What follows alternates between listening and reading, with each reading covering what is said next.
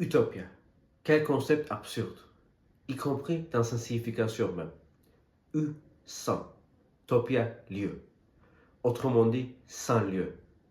Thomas More n'était pas un homme subtil. Ou alors la notion de la subtilité était quelque peu différente au XVIe siècle. Quoi qu'il en soit, ce qu'il faut comprendre, c'est qu'atteindre l'utopie, par définition, est impossible. Mais cela n'est pas l'essentiel, non. Ce qui est important, ce qui est propre à l'homme, c'est de tenter d'y parvenir. Cette quête d'idéal existe depuis les premiers humains, dans des moments les plus sombres comme ceux de plus grande gloire. Toutefois, tenter de bâtir un rêve irréalisable est une entreprise périlleuse. En effet, par sa nature, c'est un acte de révolte. Possible idéal nécessite la transgression des normes. Possible idéal cause parfois l'exclusion sociale. Possible idéal même parfois à l'emprisonnement, ou pire encore. C'est la raison pour laquelle la plupart se tiennent à l'écart, bien que l'utopie soit dans leur nature. C'est dommage, car prendre le risque de tenter l'impossible, c'est la liberté dans sa forme la plus pure. C'est la liberté que ni gardien ni bourreau ne peuvent confisquer. C'est la liberté qui est notre arme absolue.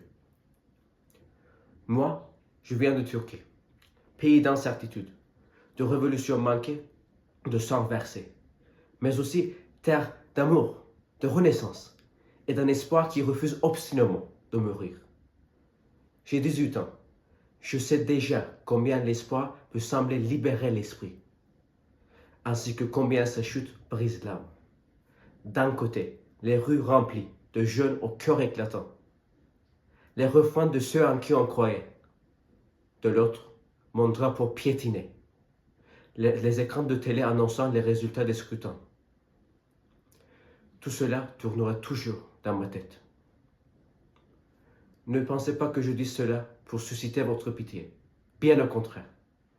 Je veux tellement imaginer Sisyphe heureux. En fait, je crois que même si ce ne sera pas nous qui renverserons l'histoire, c'est le chemin qui compte. Car c'est lui qui nous guide vers la vraie liberté. C'est en lui qu'on décèle la vraie lutte. Donc, si en fait ce ne sera pas nous qui renverserons l'histoire, eh bien soit. Nous aurons fait ce que nous pouvions et nous aurons vécu librement. Bref, oui, c'est le propre de l'homme de vouloir réaliser tous ses rêves les plus fous.